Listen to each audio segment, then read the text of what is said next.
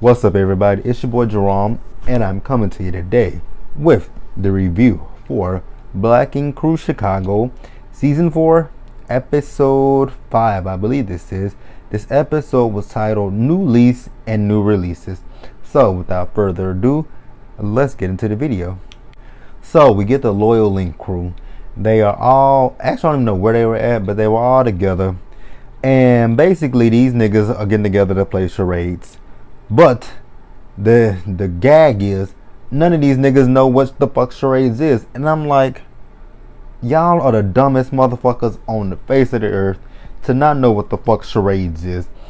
Somebody talking about, is it the game where you hold up a card and we have to guess what you're saying, guess what it is, we say what it, whatever. It made no motherfucking sense what they said. Holding up the card and they acting it out or whatever, and the person has to guess what it is. No. Charades is where the person who is doing the acting out of whatever it is that they have, they have it, and they're trying to make you guys guess what the fuck it is. Like, how do y'all not know what the fuck charades is? Like, y'all are some ignorant ass, dumb ass niggas. Like, I was so confused with that whole situation. But you did see them, doing it and having fun, because you had Don ass up there twerking, which that was easy. Like, you could have did something. I mean, well, twerking ain't much, so they would have got that one regardless. But while they're playing charades, in walks a big swole ass Van.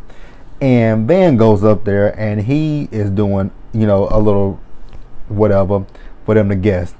And basically, at the end of it, it was him showing them the keys to what used to be 9 Mag. He said that the manager, the people who own the tattoo shop finally gave in, and are going to let them have the shop, since they said that Ryan is no longer going to be around with his trigger happy ass and all that kind of shit. So, they all are happy that they got the shop and, this and this and that.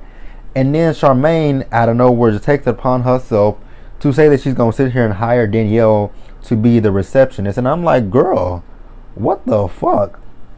Like, y'all niggas sitting here talking about, y'all don't have a boss. And, y'all are your own boss, and y'all make your own decisions and stuff. But I mean, y'all still are a group of y'all still are a collective group, and you have to go through each other to okay something that you're doing. So I was like 100% on Lily's side in this situation. Like, how you just gonna up and hire Danielle to work at the shop? First of all, Charmaine, what the fuck do you do at the shop for you to sit here and hire Danielle? Like, I was baffled by that whole situation. Like, how you gonna sit here and hire somebody to do a receptionist job? Like, what the fuck do you do? Like, I don't get it. Like, what's your title gonna be? You're not tattooing, so like, I was here for Lily feeling the way she felt, because like Lily said, she does. They all she, Van, Don, and Phor, they tattoo. But what the fuck does Charmaine do but come in there and just be loud as fuck? Hey, bitch! And all that kind of shit. Bitch! Like, that's all you ever see Charmaine doing, is just, being loud, saying bitch. And that's all that's all you really ever see from Charmaine. So, I was like on Lily's side 100% with that. Like, girl, sit your ass down somewhere with that bullshit. And then you get Ryan. He's over at the new 9 Mag shop. He's getting stuff together. And, basically the crew that he had with him when he went to the tattoo convention, that was just a temporary crew that he had. So now he's looking for, some new crew and all that kind of stuff. But he did hire somebody new by the name of Bella. He had did an interview with her. I think he did the interview with her with Rachel. And, so it's Ryan, his mom, and Rachel at the new shop. And they just walking around the shop talking about what needs to be done and all this kind of stuff to the shop. And in walks Bella. I wasn't really paying her too much attention when she first walked in there, because I was listening to her, but I wasn't paying her like 100% attention. But then after a while, I could just continue. I'm like, the more she talked, I'm like, wait a minute, is this girl slurring her words? And then, like I said, Ryan's mom was there. So Bella was making a complete ass out of herself. Like the way she was talking to his mama, I'm like, this is his mother. This is your, first of all, this is your boss, and that's his mom. And you sitting here, I get that you came from a date, but girl, did you drink the whole fucking bottle? Hell, not fuck that. Did you not drink the whole bottle? Did you drink the whole bar? Because the way she was acting, like, I'm like, damn, how do you go to your job drunk and that belligerent to where you slurring your words and all that shit? Like, I don't get how you can go to your place of employment like that. Like, if it was me, I would have called Ryan and be like, hey boss, I just went on a date with somebody, badass motherfucker, got sloppy fucking drunk. So yeah, I'm gonna be like, you know what, bro? I know today was supposed to be my first day of work and whatnot, but the way I'm feeling, it ain't gonna work out for me. So I'm gonna have to catch you tomorrow. But I probably wouldn't have said that I was drunk. I probably would have been like, Ryan, it's Bella. I'm sick. I can't come in today. I would do some shit like that. I'll lie about being sick. I'm throwing up. I got this shit. Something like that. But not to go to my place of employment and be drunk as fuck and, completely make an ass of myself to the point that when I dip out that bitch, I don't even know if I got a fucking job tomorrow. So Bella was wrong for that completely. Like, she should have went home, sobered up, and tried it again the next day. But that's my opinion on that. That's how I feel about it, and that's the shit that I would have done. I don't know about anybody else. I mean, you can let me know in the comments what you would have did, and we can go back and forth about what you guys would have did. But that's what I would have done in that situation. And so next you got the Loyal Link crew. They are going to the tattoo shop, and you got extra ass Charmaine there with some sage. And I'm like, girl, you are taking this shit you are beating this dead horse with a stick repeatedly. Like, we get it. Ryan left. You ain't got to keep harping on that shit and all that kind of stuff, because all the bad energy that was in that shop, it was because of you guys and Ryan. So y'all can't just put this shit on Ryan. Like, I'm over Charmaine with this whole situation about, Ryan this and Ryan that. We got to get the bad energy of Ryan out. Y'all are just as much to blame for everything, just like Ryan. So miss me with that bullshit, Charmaine. Like, for real. So, while they're there at the shop, they go in and they basically talking about what all needs to be done to the shop going forward. And again, I'm going to be on Lily's side with this situation. You got Charmaine and you got Danielle. And then, they talking about what needs to be done around the shop. Tear this wall down, tear this down, fix that, da-da-da-da-da. And I was 100% on Lily's side in this situation. Like, again, we know what Lily, Phor, Dawn, and Van are bringing to the table. But what the fuck are Charmaine and Danielle bringing to the table? And for y'all to sit here and talk about what needs to be done, are y'all putting in on that shit? Like, what the fuck? Like, and I'm on Lily's side. Lily's whole thing is, yeah, it's cool to want to, remodel, renovate, and all that shit. But right now, we just got the shop back and we ain't got no motherfucking money. Like, it costs money to fix shit up. So I was on Lily's side, like, we gotta, first build the clientele back up to where, it needs to be. Bring some money in the shop. And then once you get money in the shop, then you say, hey, let's fix this, let's fix that, let's take this out, let's do this and this and this and that. But that's once you bring in the money to the shop.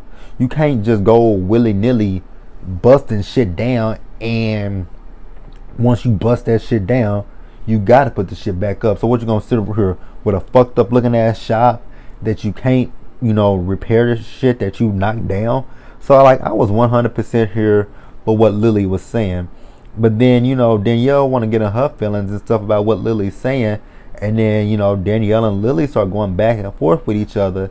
And I'm like, Danielle, calm the fuck down. Like, Lily is making a valid ass fucking point. Y'all ain't got no motherfucking money. That was the whole reason that y'all went to that tattoo convention, was so that y'all could, start to get some money so that y'all can get y'all own shop. Like Lily made a fucking valid point. You and Charmaine don't want to listen to other people. Y'all just want to throw ideas out there and don't hear what other people got to say. So, like I said, Danielle and Lily are going, not Danielle, but Lily and, well, yeah, Lily and Danielle, they're going back and forth and arguing with each other. And then out of nowhere, Lily just got her ass up and hauled off and knocked the shit out of Danielle. And I'm like, you know what, Danielle, that's what you get. Like, keep your motherfucking mouth closed. Like, I get that, you know, Danielle and Lily want to say that they were there before Lily, but Lily brings more to the shop than you two bring. Like, Lily is a tattoo artist. What do y'all bitches do?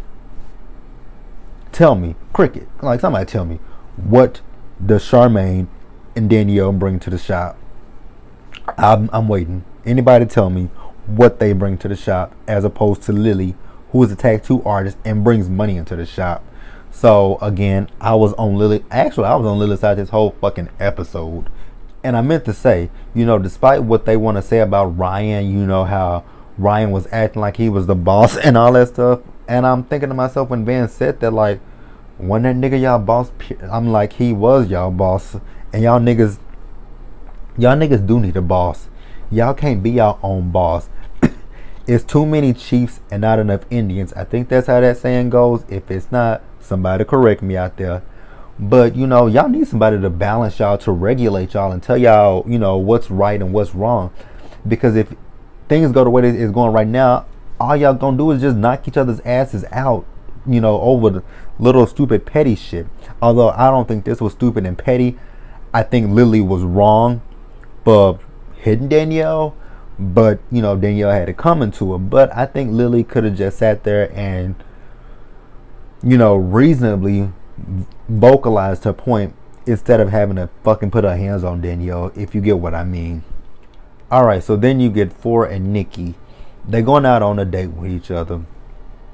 And I think that what Phor did was fucking dumb as fuck. You passed up an opportunity with London on the track for this tattoo shop where you just saw Lily and Danielle fucking fight each other. And then, because of Nikki, like, I get that that's your girl and all that shit, but to pursue your career, my nigga, do the necessary steps that it takes to progress yourself to the next level. Like, I mean, I get what he said, that him necessarily going out there and working with London on the track does not mean that he's gonna have a hit tomorrow, which that's true, but you don't know that. Like, you don't know what could have happened if you had went out there. And true, like I said, it might not have been a hit, but that dude could have produced a song for you. He could have put you in contact with some people who could really help you progress your career. Like, you passed up some opportunities. Like, you could have went out there and worked with him. You could have met other people and networked with people to get yourself to a different level. So, like, I think he was, I don't know if Nikki got in his head and he was like, you know what, I'm not gonna go because my girl is over here tripping and all this kind of shit. But, like, I don't get that. Like, why would you pass up that opportunity? Like, that's the opportunity of a lifetime. For, you know, some people would have immediately jumped at that, but for him to just pass it up, I'm like, okay, bruh, if that's what you want to do, go for it. If you want, and now you're trying to rationalize it in your head that you made the right decision. Excuse me, y'all. So while they're out on a date, Phor's birthday is actually coming up. So he and Nikki are trying to figure out, you know, what they want to do for his birthday. So Nikki's whole thing is, you know, it could just be those two spending time with each other. You know, she's talking about with the wigs that she got, she could be any kind of bitch that he want her to be. And I don't know why some people think that with just wigs that you can. I mean, I guess it's a game of role play. Some people like it, some people don't. And I don't see, even with Nikki, put on a different wig, she gonna still be the same person. That she gonna still have that same personality. So I don't think Nikki can switch up her personality whatsoever. But Nikki let us know that what she's planning on doing is actually throwing for a surprise birthday party. And I'm like, okay, cool.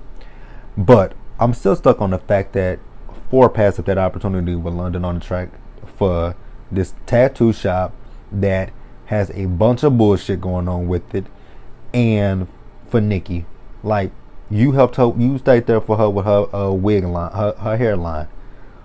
Like, tell the bitch to get her ass up and come support you. Like, I just don't get that. Like, it's in a relationship, it's a give and take. It looks like in this relationship, Nikki just takes, but won't give into what Phor wants to do. So I think Nikki's just young and selfish as fuck. All right, so since Charmaine went ahead and hired Danielle on as the receptionist, Lily is still once again in her feelings. But you know, Lily is taking it upon herself to go seek out some talent for the shop as well. So she found this tattoo artist by the name of Reese on I guess maybe Twitter or Instagram or something like that. And she found out the girl was in Chicago. Actually, I think she might have saw her at the tattoo convention or something like that. So she slid into the girl's DMs. And so now she's meeting up with the girl to have an interview with her about coming to, you know, Loyal Ink and being a tattoo artist for the shop. So once she sits down with Reese, which Reese is fine as fuck. When I was looking at her originally, I was looking at her glasses. I'm like, okay, she's not a bad looking girl. But then in her interview, when she had her glasses up, I'm like, God damn, she fine. Like, she is like bad as fuck to me. So like I said, they having an interview with each other, and you know, basically, you know, Lily is just questioning her about, you know, her tattooing and all that kind of stuff. And you know, once they, you know, they start talking about that, Lily decides to ask her about her personal life. I'm like, I've never saw anybody at an interview ask somebody about their personal life. Ask her, is she single? And then when she says she is, ask her if she had a girlfriend and stuff like that, or a boyfriend. I'm like, what kind of interview is this? Like, do you want the bitch to come work at the shop, or are you trying to get in the bitch panties? Like, which one are you trying to do, Lily? Like, explain to me what's going on with this shit. But, you know, surprisingly, Reese is going right along with it. And then, you know, she asks her what's the most daring thing she's ever done sexually. And Reese tells her that she had sex on a plane. I'm like, well, most people, I mean, you ever heard of the Mile High Club? Most people have done that. That's something that is on my bucket list, that I want to be a part of the Mile High gang. But, you know, when she was a part of the Mile High gang in a completely different way. Instead of her fucking in the bathroom, this bitch was fucking in her seat. I'm like, wait a minute, whoa. When she said that, I'm like, first of all, how are you fucking in them cramped ass seats on an airplane? Like, shit. Was you riding the niggas? You know what? That's what it. Wait a minute. Whoa. Pause. Pause. Flag on the field. How the fuck did somebody not know that you was riding? Wait. Well, she never said if it was a nigga or a bitch. But I'm assuming it was a nigga. But nobody realized you was riding a nigga's dick on a plane? Like, was there nobody sitting to the left of you or to the right of you, or hell, or even in front of you, to not know that you sitting here riding some nigga's dick? Must not have been that big or that good, because how can you get away with that? But we'll move on from that. So basically, you know, once they had that finished conversation, basically Lily is like, she's hired and she wants Reese to start. So we're gonna see how that play out. All right. So then you have Ryan and Ryan over at his new 9 mag, and then Rachel, she comes in and she brings him some cold ass food that he eats, and then, you know, she starts asking him about, you know, Bella and all this kind of stuff. Oh, excuse me. And, you know, Ryan's whole thing was, her first impression was really, you know, when he interviewed with her, she had a great first impression. But then when she came for work, the way she came to work drunk and stuff, it was a complete turn off for him. So, you know, Ryan's not really sure how he feels about her working for him and all that kind of stuff. Because basically, again, Ryan is just trying to escape the drama from the old 9 mag. So he feels like it could, with him having Bella there, it could revert him back a little bit. And then Rachel like really fucking surprised the shit out of me. You know, she was like, you know, I feel like, you know, you should give her a second chance. And I was like, Rachel? Really? Am I watching the same show? Same bitch? You want him to give her a second chance? I'm like, okay, if you say so. I agree. I actually agree with Rachel. Like, I agree with her because maybe when the girl went on a date, maybe with her going to work for Ryan, maybe she got a little bit nervous, and you know, to to calm her nerves, maybe she drank a little bit too much, and you know, she didn't know when to stop. So I agreed with Rachel on that part because you never know what happened within that girl's brain. So while they're talking about Bella, Bella does come into the shop, and you know, when she comes in there, she's on a completely different tip than she was before. She's sober, and you know, she's sitting here apologizing to Ryan, and she had a peace offering for him. I don't remember what that peace offering was. If anybody remembers, you can put it down in the comment section. But you know, Ryan's whole thing is he will let Bella come back to work for him. He's giving her a second chance, and basically he just wants to set some ground rules for Bella. And I bet you them ground rules is, bitch, do not come to work drunk as hell. Like, that's completely unprofessional. So I was completely here for Ryan giving Bella a second chance, and I was surprised as shit that Rachel was talking about giving Bella a second chance. Like, I was not expecting that coming from Rachel whatsoever. All right, and then over at the other shop, you got them, the Loyal Ink crew. They are, you know, doing some remodeling. And, you know, all of them are there. And, you know, Charmaine is messing with Phor about having him biting his ass. And then, you know, Nikki pulls Charmaine to the side.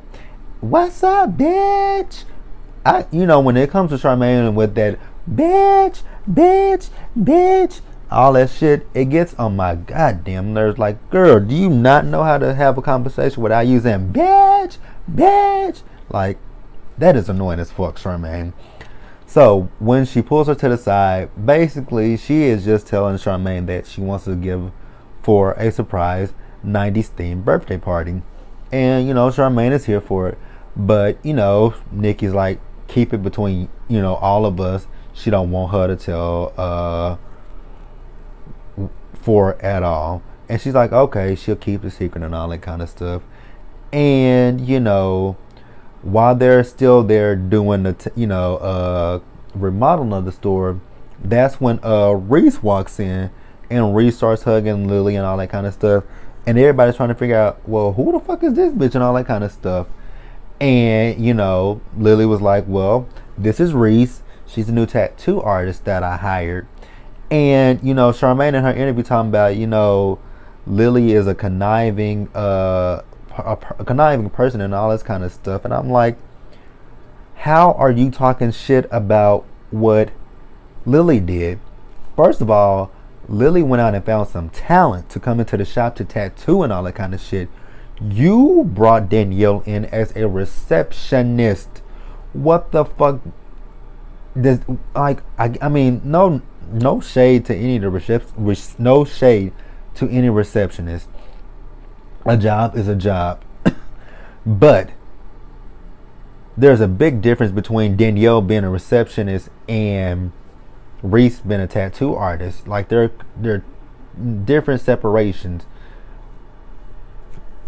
I mean, let's be honest. Like, what the fuck does all Danielle gonna do is sit at the motherfucking desk all day and answer phone calls? Again, no shade to any receptionists out there. That ain't no shade. I'm just talking shit about Danielle to compare her to Reese, who is a tattoo artist.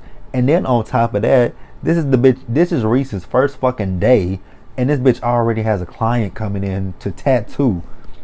Does Danielle have a client coming in? That's what I thought. She ain't got nobody coming in. And I absolutely love that badass tattoo that Reese did for that girl, which was a, what was it? It was a can't even think of the name of that shit right now. Was it a dream catcher? Is that what they called? Somebody let me know. I think that they're called dream catchers, and I love that tattoo. And then basically, Reese gave us her whole story. So Reese let us know that her grandmother was in support of her actually starting when she got tattoos, which I love her tattoos. Like I really want to get a half sleeve done, and I want to be like I want to get more tattoos added to my body as well. Um, she let us know that her grandmother supported her in her tattooing and getting her tattoos. And she also let us know that she was an accountant and that she quit her job. And I'm like, God damn. Like, accountants make some badass money. But, I respect her. Like, it takes a lot of guts to know that, hey, this job that I'm doing, it doesn't fulfill me. It's not making me happy. I have to leave this job in order to pursue what makes me happy. So my hat is off to Reese for that. Like, girl, follow your dream. Like, I'm trying to follow my dream now. So, seeing people do what makes them happy, it opens my eyes up and it makes me not so afraid to do what it is that I want to do for myself in my life. So hats off to you again, Reese. All right, and then you have Ryan and Rachel, and Junior and his girl. They are out on a double date, but there's a purpose for this double date. And while they're out, Ryan is talking about how he likes it, Junior's new girl and all this kind of stuff. And Ryan just takes it upon himself to tell Junior, hey, I left the shop. Well, what you don't know is that I'm opening up a new shop. So Junior was like, oh, you opened up a new 9 mag? And he was like, yeah. And while they're talking, basically Ryan tells Junior that, hey, with me opening up this new shop, I know that you left the old shop for, to get away from the drama and the mess and all that stuff. And Ryan was like, I don't fault you at all for that. So when he told him that he didn't fault him at all, Ryan has he has a proposal and a proposition for Junior. So basically, with Ryan opening up the new 9 mag, he wants Junior to come in and be the manager of that tattoo shop, because with Junior being a tattoo artist and all that kind of stuff, he knows what needs to be done around the shop, so he trusts him to get everything done that needs to be done.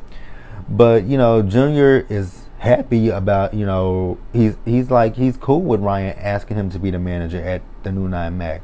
But Junior is just a little bit apprehensive about doing it, because Junior is kind of leery about going to this new 9 mag and kind of dealing with the same bullshit that he dealt with at the old 9 mag.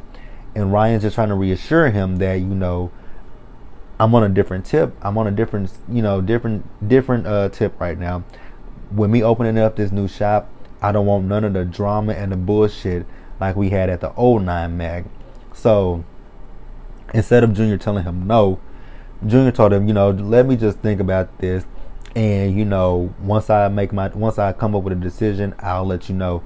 And I respect Junior for that. Like, I get it. The old 9 mag was toxic and all that kind of shit. So with Ryan opening up a new one, he's not really sure what to expect with this. So again, like I understand where Junior's coming from. It's the uncertainty that I think scares Junior in the long run, of not knowing what to expect. So that's it with that scene right there. All right, and then we get for a surprise party. So everybody's there, with the exception of Ryan, of course. And then you got Lily. She's over there talking to Reese. And not Danielle, but Lily is still basically in her feelings about, Danielle and Charmaine. And basically, like what I said earlier, is Danielle and Charmaine don't bring shit to the shop. You got now Reese, Lily, Phor, Ryan. Shit. Wrong person. You got Lily, Van, Phor, Don, and now Reese, who are all tattoo artists. So they all bring money into the shop by tattooing and all that kind of stuff. And you have Danielle and Charmaine, who don't do shit and bring nothing to the shop. So like I said, once again, I am on Lily's side, because I get where Lily is coming from in this situation. And I can also kind of see Charmaine and I mean, I can't see their side, but I get what they're saying. That they were there they were there before Lily. But like I said before, Lily is a talent at that shop. She's a tattoo artist, whereas Charmaine and Danielle are not tattoo artists. So, you know, it's like a scale that doesn't balance itself out. You know, you have a tattoo artist up here, and then you got Charmaine and Danielle down here. So I get where Lily's coming from. And, you know, like I said, they're at the party, they're having a good time. And, you know, Reese was drunk as all fuck. I really didn't realize who that was at first when Phor got there.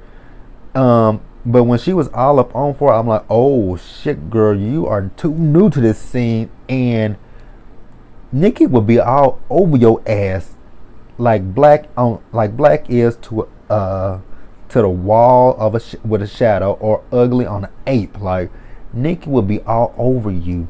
But surprisingly, Nikki really wasn't all over her in the way that you would normally expect for Nikki.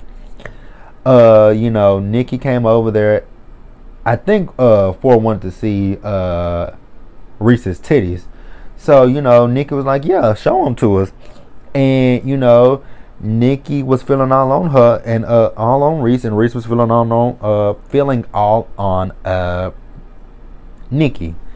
And then dumbass Phor decided to just hop himself in there and start touching on. I'm like, nigga, if you're trying to set up a threesome with these two, let those two feel on each other first, feel each other out, and then once you get home, that's when you feel on the bitch. Like nigga, you played that shit all wrong and all stupidly.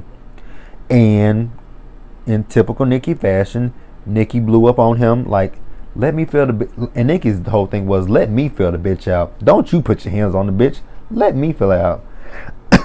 But while they over there arguing with each other, you got Reese over here making out with the bartender. And I'm like, God damn, girl. You was first making out. You was first up here feeling all over Nikki. And now you want a bartender. But she did say she don't go that way. But she said when she get alcohol in her, you know, it is what it is. And I was like, okay, if you want to blame it on alcohol, girl, go ahead and blame it on the alcohol. But whatever. And then you also had Lily's cousin Paloma there, and Paloma was talking to Charmaine, and basically just, you know, trying to tell Charmaine, you know, what was, you know, trying to figure out what was going on with everything and all that kind of stuff. And, you know, Charmaine is over there trying to explain her point and all this kind of shit. And it was a moot point. Like, Charmaine, girl, you ain't got a horse in this fight. Like, girl, sit your ass down. You don't do nothing at the shop, so shut the fuck up. And, you know, Lily notices Paloma and Charmaine over there talking. So she goes over there and she starts talking to Charmaine. And basically, she was trying to explain herself about how she feels to Charmaine. And then out of nowhere, they start arguing with each other. And then the arguing leads to, once again, Lily putting her hands on somebody. And this time, she just knocked the shit out of Charmaine. I'm like, God damn, Lily, like, what the fuck? And then, you know, they all on the ground. It's a scuffle and all that kind of shit. And then once security does break up the fight, after Charmaine done got her ass beat the fuck up, she talking about Lily is fired and all that kind of stuff. I'm like, really, Charmaine? Like, you mad because she whipped your ass and now you want to talk about this bitch is fired? Like, Charmaine, shut the fuck up. But that was Black Ink Crew.